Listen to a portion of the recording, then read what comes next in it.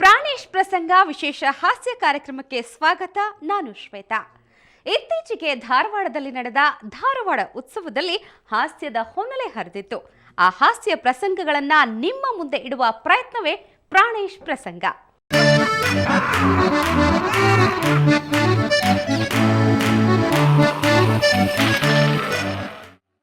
ಹುಡುಗ ಹುಡುಗಿಯರು ದೇವಾಲಯಕ್ಕೆ ಹೋದ್ರೆ ದೇವರಲ್ಲಿ ಬೇಡಿಕೊಳ್ಳೋದು ಏನ್ ಗೊತ್ತಾ? ಮಹಾಮನಿ ಹೇಳ್ತಾರೆ ಕೇಳಿ. ಹಸಿದಾಗ ಎಂತ ಊಟ ಇದ್ರು ರುಚಿ ಅನಿಸ್ತೈತಿ, ಹಸಿದಾಗ ಎಂತ ಊಟ ಇದ್ರು ರುಚಿ ಅನಿಸ್ತೈತಿ, ಹರಿಯ ಬಂದಾಗ ಎಂತ ಹುಡುಗಿ ಕಂಡ್ರು ಇಂಥ ಹುಡುಗಿನ ಇಲ್ಲ ಅಂತ ಅನಿಸ್ತೈತಿ ಅಂತ.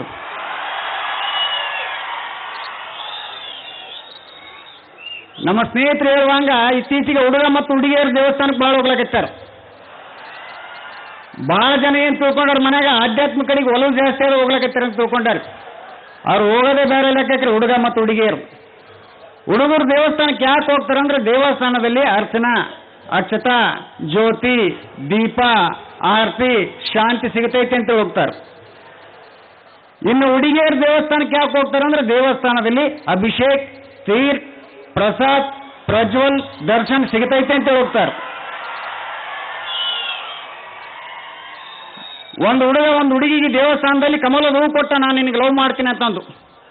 ಆ ಹುಡುಗಿ ಒಂದೇಟು ಕಪಾಳ ಕೊಡಲು. ಯಾಕೆ ಕೊಡೋದಂತ ಕೇಳ್ದ. ನೀನು BJP ಕಮಲ ಕೊಟ್ಟಿ, ನಾನು ಕಾಂಗ್ರೆಸ್ ಕೈ ಕೊಟ್ಟಿನರ್ಲಾಕಿ. ಇಷ್ಟೊಂದು ಕೂಡಲೇ ಆ ಹುಡುಗಂದ, ಯವ್ವ ನಿನ್ನ ಪಕ್ಷ ಕಾಂಗ್ರೆಸ್ ಅದ, ನಾನು ಜೀವ ಅಂತ ಉಳ್ಕೊಂಡೀನಿ. ನಿನ್ನ ಪಕ್ಷ CPM ಆಗಿತ್ತೆ, ನಾನು ಸತ್ತೋಗ್ತೀನಿ ಅಂದ. CPM ಪಕ್ಷ ಚಿಹ್ನೆ ಯಾವ್ದೈತೆ ಅಂತ ನಿಮ್ಗೆ ಗೊತ್ತೈತಿ. ಕುಡುಗಲಾದ ಅಲ್ಲೇ ನನಗೆ ಕೊಚ್ಚಾಗ್ತಿದ್ದಲ್ಲ ಅಂದವ. ಇವು ನಿಮ್ಮಂಥ ಯುವಕ ಮತ್ತು ಯುವತಿಯರ ಮೇಲೆ ಭಾಳ ಜಾಸ್ತಿ ರೀ. ಹುಡುಗರು ಕವನಗಳು ಭಾಳ ಚಂದ ಬರೀತಾರೆ, ಅವು ನಂಬಲಕ್ಕಾಗಂಗಿಲ್ಲ ಹುಡುಗಿಯರಿಗೆ ಒಳಗೆ ಹಾಕೋಬೇಕಂತಂದು. ಏನಂತೇಳಿ ಬರ್ತಾರಂದ್ರೆ, ಪ್ರಿಯೆ ನಿನ್ನ ಹೆಸರು ಚಂದ್ರನ ಮೇಲೆ ಬರೆಯುವ ಆಸೆ. ಕುಂತು ಬರಂಗಂಡ್ರಿ ಮಗ. ಪ್ರಿಯೆ ನಿನ್ನ ಹೆಸರು ಚಂದ್ರನ ಮೇಲೆ ಬರೆಯುವ ಆಸೆ, ಆದರೆ ಏನು ಮಾಡಲಿ ಇಂದು ಅಮಾವಾಸ್ಯೆ ಅಂತ. ಇನ್ನೂ ಕೆಲವೊಂದು ಬಹಳ ಒಂದೇ ಲೈನ್ ಆಗಿರ್ತಾವ್ರಿ ಪಂಚುಗಳು. ಒಬ್ಬ ಒಂದು ಶಾಯರಿಯಲ್ಲಿ ಹೇಳಿದ್ದ ಏನಂತೇಳಿ, ನನ್ನ ಪ್ರೇಯಸಿ ಹೆಸರು ಶಾಕುಂತಲೆ, ನನ್ನ ಪ್ರೇಯಸಿ ಹೆಸರು ಶಾಕುಂತಲೆ, ಆಕೆ ಕೈ ಕೊಟ್ಟಾಗ ಶಾಕ್ ಕುಂತಲೆ, ಶಾಕುಂತಲೆ, ಶಾಕ್ ಕುಂತಲೆ. ಒಂದೊಂದೇ ಲೈನಾಗ ಬಹಳ ಚಂದ ಇರ್ತಾವ್ರಿ. ಹಾಸ್ಯ ಎಂಬುದು ಏನದ ಕೊನೆಯಲ್ಲಿ ಸಿಗ್ತದ ಬಂಧುಗಳೇ. ವಕ್ರವಾಗಿ ನೋಡಿದಾಗ ನಮ್ಗೆ ಹಾಸ್ಯ ಸಿಗ್ತದ. ತಾಜ್ ಮಹಲ್ನ ಗೋಡೆಯ ಮೇಲೆ ಬರೆದಿದ್ದಾರೆ, ಗೋಲ್ ಗುಂಬಜ್ನ ಗೋಡೆ ಮೇಲೆ ಬರೆದಿದ್ದಾರೆ, ಚಾರ್ಮಿನಾರ್ ಗೋಡೆ ಮೇಲೆ ಬರೆದಿದ್ದಾರೆ, ಏನೆಂದು ಗೋಡೆ ಮೇಲೆ ಬರೆಯಬಾರದೆಂದು. ಒಳ್ಳೊಳ್ಳೆ ಭಾಳ ಶಾಯರಿಗಳು ಭಾಳ ಚಂದ ಸಿಗ್ತಾವ್ರಿ. ಕೆಲವೊಂದು ಕವನಗಳು ಹುಬ್ಬಳ್ಳಿ ಧಾರವಾಡ ಜನ ಭಾಳ ಚೆನ್ನಾಗಿ ನಗ್ಲಾಗಿರ್ತೀರಿ, ಭಾಳ ಸಂತೋಷ. ಒಬ್ಬ ಮನುಷ್ಯ 1 ಗಂಟೆ ಚೆನ್ನಾಗಿರ್ಬೇಕಂತಂದ್ರೆ 1 ಜಂಪ್ ನಿದ್ದೆ ಮಾಡ್ಬೇಕಂತ. 1 ದಿವಸ ಚೆನ್ನಾಗಿರ್ಬೇಕಂತಂದ್ರೆ ಎಲ್ಲಿಗಾದ್ರೂ ಪಿಕ್ನಿಕ್ ಹೋಗ್ಬೇಕಂತ. 1 ದಿವಸ ಭಾಳ ಚಂದ ಅನ್ಸ್ತಂತ. 1 ತಿಂಗಳು ಚೆನ್ನಾಗಿರ್ಬೇಕಂತಂದ್ರೆ ಮದುವೆ ಆಗ್ಬೇಕಂತ. 1 ತಿಂಗಳು ಅಷ್ಟೇ, ಆಮೇಲೆ ಇಲ್ಲ ಅದು. 1 ವರ್ಷ ಚೆನ್ನಾಗಿರ್ಬೇಕಂತಂದ್ರೆ ಟಾಟಾ ಬಿರ್ಲ ನಂಗೆ ದುಡ್ಡು ಗಳಿಸ್ಬೇಕಂತ 1 ವರ್ಷ ಭಾಳ ಚಂದ ಅನಿಸ್ತಂತ. ಇಡೀ ಜೀವನ ಚೆನ್ನಾಗಿರ್ಬೇಕಂತಂದ್ರೆ ಬಂಧುಗಳೇ, ನಮ್ಮ ಜೀವನದಲ್ಲಿ ನಾವು ಹಾಸ್ಯ ಪ್ರಜ್ಞೆಯನ್ನು ಬೆಳೆಸ್ಕೋಬೇಕು. ನಮ್ಮ ಜೀವನದಲ್ಲಿ ನಾವು ಹಾಸ್ಯ ಪ್ರಜ್ಞೆಯನ್ನು ಬೆಳೆಸ್ಕೊಂಡಾಗ ನಮ್ಮ ಇಡೀ ಜೀವನ ಸುಂದರವಾಗಿರ್ಲಿಕ್ಕೆ ಸಾಧ್ಯ ಅದ ಬಂಧುಗಳೇ. ಹುಬ್ಬಳ್ಳಿ ಧಾರವಾಡ ಜನ ಭಾಳ ಚೆನ್ನಾಗಿ ನಗಲಾಗತ್ತೇರಿ. ಈ ನಗು ಹಿಂಗ ಕಂಟಿನ್ಯೂ ಮಾಡ್ರಿ, ಹೇಳಲಿಕ್ಕಾಗಲ್ಲ. ಮುಂದೊಂದು ದಿವಸ ಈ ರಾಜ್ಯದ ಮುಖ್ಯಮಂತ್ರಿ ಸದಾನಂದ ಗೌಡರು ಆದಂಗೆ ನೀವು ಆಗ್ಬೋದು. ಅವ್ರು ನಕ್ಕೊಂತಾನೆ CM ಮಾಡಿಬಿಟ್ರು ಅವ್ರು. ನಾ ನಗ್ತಾರೆ ಮುಖ ಸುಡಂಗಿಲ್ಲ, ಮಾಡಿಬಿಡ್ರಿ ಅಂತಂದು ಮಾಡಿಬಿಟ್ರು ಪಾಪ. ಆದ್ರೆ ನಮ್ಮ ಸದಾನಂದ ಗೌಡರಿಗೆ ಯಾರಾದ್ರೂ ಸತ್ತಲ್ಲಿ ಕಳಿಸ್ಬಾರ್ದು ಅಷ್ಟ. ಯಾರಾದ್ರೂ ಸತ್ತಲ್ಲಿ ನಮ್ಮ ಸದಾನಂದ ಗೌಡರು ಹೋದ್ರೆ ಏನನ್ಬಹುದು, ಈ ಸತ್ರ ಭಾಳ ಸಂತೋಷ ಅಂತಾರ ಅವ್ರು. ಯಾರಾದ್ರೂ ಸತ್ತಲ್ಲಿ ನಮ್ಮ ಸದಾನಂದ ಗೌಡರು ಕಳಿಸ್ಬಾರ್ದು, ನಮ್ಮ ನಗೆ ಹಬ್ಬಕ್ಕೆ ನಮ್ಮ ದೇವೇಗೌಡರು ಕಳಿಸ್ಬಾರ್ದು. ಅವ್ರು ಒಟ್ಟು ನಗಂಗಿಲ್ಲ ಪುಣ್ಯಾತ್ಮರು. ಅಚಾನಕ್ಕಾಗಿ ನಕ್ ಯಾರ ಮೇಲಾದ್ರೂ ಕೈ ಹಾಕಿದ್ರೆ ಅಂತ ತಿಳ್ಕೊಡ್ರಿ, ಆ ವಿಕೆಟ್ ಬಿತ್ತ ಅಂತ ತಿಳ್ಕೊಬೇಕು ನಾವು. ಕೆಲವೊಬ್ರು ನಗು ಹಂಗಿರ್ತದ. ಈ ರಾಜಕೀಯ ಜನಕ್ಕೆ ಕೆಲವೊಬ್ರಿಗೆ ಎಲ್ಲಿ ಏನು ಮಾತಾಡ್ಬೇಕಂದ್ರೆ ಗೊತ್ತಾಗಲ್ರಿ. ಒಂದು ಸಂಘದ ಉದ್ಘಾಟನೆ, ಯಾವುದು ಸಂಘ ಅಂದ್ರೆ ವಿಧಿವೇರ ಸಂಘ. ಗಂಡನನ್ನು ಕಳೆದುಕೊಂಡಂತ ಹೆಣ್ಮಕ್ಳು ಒಂದು ಸಂಘ ಸ್ಥಾಪನೆ ಮಾಡಿದ್ರು. ಆ ಸಂಘವನ್ನು ಉದ್ದೇಶ ಮಾತಾಡಕೈತ. ಏನಂತೇಳಿ ಮುಂದೆಲ್ಲ ಹೆಣ್ಮಕ್ಳು ಕುಂತಾರೆ. ನೀವು ಇಷ್ಟು ಕಡಿಮೆ ಸಂಖ್ಯೆಯಲ್ಲಿ ಸೇರಿ ನೋಡಿ ನಾನು ಭಾಳ ದುಃಖ ಅನಿಸ್ತದ. ನಿಮ್ಮ ಸಂಖ್ಯೆ ದಿನದಿಂದ ದಿನಕ್ಕೆ ಜಾಸ್ತಿ ಆಕ್ಯಂತ ನೋಡ್ಬೇಕು.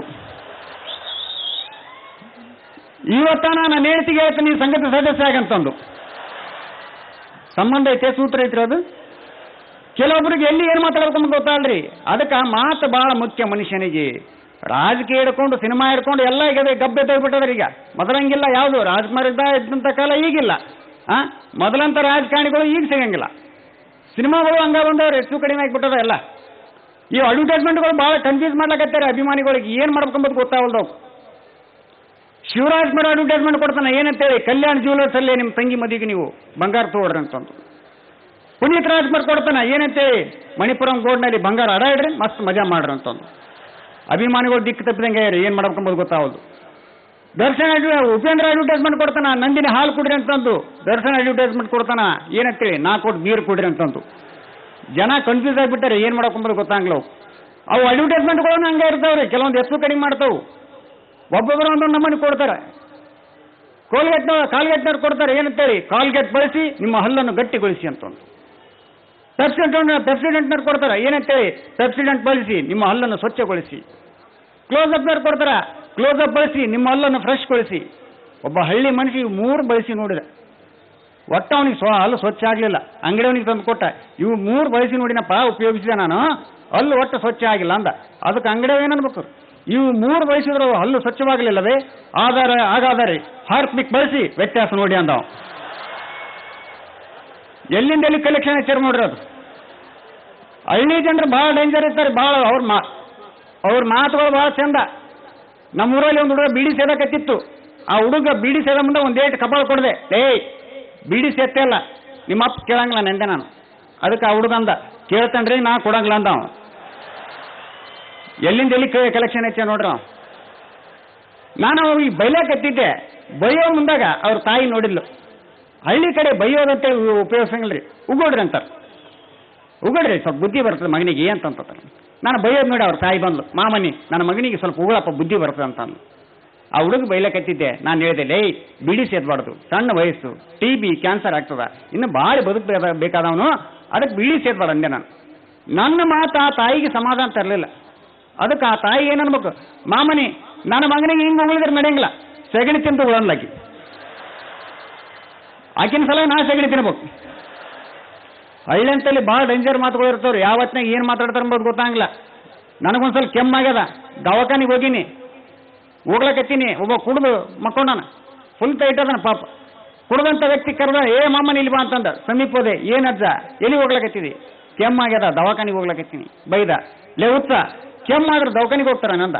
ಮತ್ತೆ ಎಲ್ಲಿಗೆ ಹೋಗ್ಬೇಕಂದೆ ನಾನು, ವೈನ್ ಶಾಪಿಗೆ ಹೋಗ್ಬೇಕಲ್ಕೆ ಬ್ರಾಂಡಿ ಶಾಪಿಗೆ ಹೋಗ್ಬೇಕಂತ ನಾನು ಕೇಳಿದೆ. ವೈನ್ ಶಾಪಿಗೆ ಬ್ರಾಂಡಿ ಶಾಪಿಗೆ ಅವ್ರು ಕೆಮ್ಮು ಹೋಗ್ತಾನ ಅಂತ ನಾ ಕೇಳಿದೆ. ಅದಕ್ಕೆ ಆ ಕುಡ್ಕಂದ, ಹುಚ್ಚ ನಂದು ಹೊಲ ಹೋಗ್ಯದ, ಮನಿ ಹೋಗ್ಯದ, ಗದ್ದಿ ಹೋಗ್ಯದ, ತೋಟ ಹೋಗ್ಯದ, ನಿಂದು ಕೆಮ್ಮು ಆಗ್ಲಾನ. ಹಳ್ಳಿಯಾಗ ಭಾಳ ಪರ್ಫೆಕ್ಟಾಗಿ ಮಾತಾಡ್ತಾರೆ. ಯಾವತ್ತಿನಾಗ ಹೆಂಗೆ ಮಾತಾಡ್ತಾರೆ ಅನ್ನೋದು ಗೊತ್ತಾಗಲ್ಲ ಅವ್ರಿಗೆ. ಈ ಹಳ್ಳಿ ಜನ ಕಸ್ಟಮರ್ ಕೇರಿಗೆ ಫೋನ್ ಮಾಡ್ತಾರೆ. ಕಸ್ಟಮರ್ ಕೇರ್ ಅವ್ರದ್ದೇನೋ ಸಮಸ್ಯೆ ಇರುತ್ತೆ ಪಾಪ. ಕಸ್ಟಮರ್ ಕೇರ್ ಫೋನ್ ಮಾಡಿದ ತಕ್ಷಣ ಆಕಿ ಕೇಳ್ತಾಳ ಪಾಪ, ಹೆಣ್ಮಗಳು ಕೇಳ್ತಾಳ, ಏನು ನಿಮ್ಮ ಹೆಸರು ಅಂತ ಕೇಳ್ತಾಳ. ಯಾಕೆ ಸಿಮ್ ಕಾರ್ಡ್ ಲೆಕ್ಕ ಕೇಳ್ತಾಳ ಪಾಪಾಕಿ. ನನ್ನ ಹೆಸರು ಮಲ್ಲಪ್ಪ ಅಂದವ. ಇವಾಗ ಕೇಳಿದ, ಏನಮ್ಮ ನಿಂದ ಹೆಸರು ಅಂತ ಕೇಳಿದ. ಆಕಿ ಅಲ್ಲ, ನನ್ನ ಹೆಸರು ಎಲ್ಲ ಮಾಡ್ಲಾಕಿ. ನಾವು ಇದು ಸೌದತ್ತಿಗೂ ಇಟ್ಲೇ ಫೋನ್ ಅಂದವ. ತಪ್ಪಾಯ್ತಾ, ಈ ಉದೋ ಉದೋ ಉದೋ ಅಂತೇಳಿ ಫೋನ್ ಇಟ್ಬಿಟ್ಟ. ನಾನು ಶಹಾಪುರದಲ್ಲಿ ಒಂದು JC ಸಂಸ್ಥೆ ಸ್ಥಾಪನೆ ಮಾಡ್ಕೊಂಡಿದ್ದೆ. ಆ ಸಂಸ್ಥೆ ವತಿಯಿಂದ ಒಂದ್ಸಲ 40 ಜನ ಗಂಡ ಹೆಂಡತಿ ಕಲ್ತು ಪಿಕ್ನಿಕ್ ಹೋಗಿದ್ವಿ ನಾವು. ಹೋದಾಗ ಕೊನೆಯಲ್ಲಿ ಒಂದು ಕಾಂಪಿಟೇಷನ್ ಇಟ್ಕೊಂಡಿವಿ ನಾವು. ಏನದು ಕಾಂಪಿಟೇಷನ್ ಅಂದ್ರೆ, ಇಲ್ಲಿ ಬಂದಂಥ ಪ್ರತಿಯೊಬ್ಬ ಮನುಷ್ಯ ತಮ್ಮ ಹೆಂಡತಿಯನ್ನು ಭುಜದ ಮೇಲೆ ಹೊತ್ಕೊಂಡು 100 ಮೀಟರ್ ಓಡಬೇಕಾಗಿತ್ತು. ನಾನು 44 kg, ನನ್ನ ಹೆಂಡತಿ 88 kg. ಆ ಒಂದು ಕಾಂಪಿಟೇಷನ್ ಅಲ್ಲಿ ಭಾಗವಹಿಸಂತ ನಾನು ಇವತ್ತು ನಿಮ್ಮ ಮುಂದೆ ಅಭಿಮಾನದಿಂದ ಹೇಳ್ತೇನೆ. ಮೊದಲ ಬಹುಮಾನ ತಗೊಂಡೆ, ನಾನು ಫಸ್ಟ್ ಪ್ರೈಸ್ ತಗೊಂಡಿದ್ರೆ. ನಾನು ದಯವಿಟ್ಟು ಕೈ ಜೋಡಿಸಿ ವಿನಂತಿ ಮಾಡ್ತೀನಿ, ಚಪ್ಪಾಳೆ ಯಾರು ಕಟ್ಟಬೇಡ್ರಿ. ಯಾಕಂದ್ರೆ ಮುಂದೆ ದೊಡ್ಡದೈತೆ ಅನಾಹುತ. ವೇದಿಕೆ ಮೇಲೆ ಕರೆದ್ರು, ಮಾಮನಿ ವೇದಿಕೆ ಮೇಲೆ ಬರಬೇಕು ಅಂತಂದ್ರು. ಅನೌನ್ಸ್ ಮಾಡಿದ್ರು. ಮಾಮನಿ ಅತ್ಯಂತ ಕುತೂಹಲ ಭರಿತವಾದಂಥ ಪಂದ್ಯವಾದಂಥ ಹೆಂಡತಿಯನ್ನು ಬುದ್ಧ ಮೇಲೆ ಹೊತ್ಕೊಂಡು ಸ್ಪರ್ಧೆಯಲ್ಲಿ ಮೊದಲ ಬಹುಮಾನ ತಗೊಂಡಿದ್ದಾನೆ. ಅದಕ್ಕಾಗಿ ಮಹಾಮನಿಗೆ ನೆನಪಿನ ಕಾಣಿಕೆ ಮತ್ತು ಸನ್ಮಾನ ಅಂತೇಳಿ ಇನ್ನೇನು ಮಾಡ್ಬೇಕನ್ನಷ್ಟರಲ್ಲಿ ಹಿಂದೆ ನಿಂತು ಎದ್ದು ಯಾವನೋ ಕೂಗಿಬಿಟ್ಟ, ಸರ್ ಮೊದಲ ಬಹುಮಾನ ಯಾರಿಗಾದ್ರೂ ಕೊಡ್ರೆ ಬೇಡ ನಂಗಲ್ಲ, ಆ ಮಹಾಮನಿಗೆ ಕೊಡ್ಲಕ್ಕೆ ಹೋಗೋಣ ಅಂತಂದ. ಯಾಕಲೇ ಅಂತ ಕೇಳಿದ್ರು. ಅವ ನನ್ನ ಎತ್ತಿ ಕೊಟ್ಕೊಂಡು ಏನ್ರಿ ಅಂದ. ಪ್ರಾಣೇಶ್ ಪ್ರಸಂಗದಲ್ಲಿ ಮತ್ತಷ್ಟು ಹಾಸ್ಯಭರಿತ ಮಾತುಗಳಿವೆ. ನೀವು ಇನ್ನೂ ನಕ್ಕು ನಲಿಬೇಕು ಅಂದ್ರೆ ಒಂದು ವಿರಾಮ ತಗೊಳ್ತೀವಿ, ಎಲ್ಲೂ ಹೋಗ್ಬೇಡಿ.